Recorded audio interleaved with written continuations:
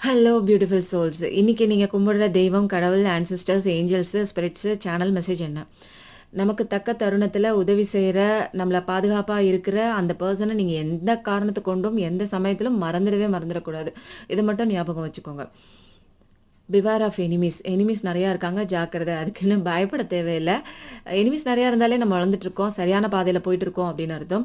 வாராகி அம்மா அப்படிங்கிறவங்க வந்து கலியுக தெய்வங்கள்ல நம்ம காப்பாத்துற தெய்வங்கள்ல அவங்க ஒண்ணு. அவங்கள நம்புங்க. இவங்க வந்து எதிரிகள துவம்சம் பண்ணிடுவாங்க. கந்திருஷ்டியிலேருந்து நம்மள விலக்கி கூட்டிட்டு வந்துருவாங்க. அடுத்த சேனல் மெசேஜ் நெறைய தண்ணி குடிங்க. ஏன் இந்த சேனல் மெசேஜ் வருதுன்னா, நீங்க வேலையின் பளுவா தண்ணி குடிக்க மறந்துட்டீங்க. இது ஒரு சேனல் மெசேஜா வந்திருக்கு. உங்க வாழ்க்கைய நீங்க வாழுங்க. மத்தவங்களுக்காகவே வாழ்ந்துட்டே இருக்காதீங்க. ஏன்னா, உங்க வாழ்க்கை வாழ்றதுக்காக தான் நீங்க வந்திருக்கீங்க. மத்தவங்களுக்கு உதவி பண்ணுங்க. அதுக்காக அடிமையா இருக்காதீங்க. ஓவர் கிவரா இருக்காதீங்க. நெறைய ஜீவ சமாதிக்கு போங்க. இப்போதைக்கு நெகட்டிவ் வைப்ரேஷனோட, நெகட்டிவ் ஃப்ரீக்வன்சில ரொம்ப லேக்கா இருக்கு உங்க எனர்ஜி. சரண்டர் மோடுக்கு வந்துருங்க. சிச்சுவேஷன எதிர்த்து போராடிட்டே இருக்காம, சரண்டர் மோடுக்கு வந்துட்டீங்கன்னா, கடவுள் அழகா அந்த சிச்சுவேஷன உங்களுக்கு அதோட பாதைய கரெக்ட்டா அமைச்சு உங்களுக்கு குடுத்துருவாங்க. நீங்க போராடணுங்கிற அவசியம் இல்ல.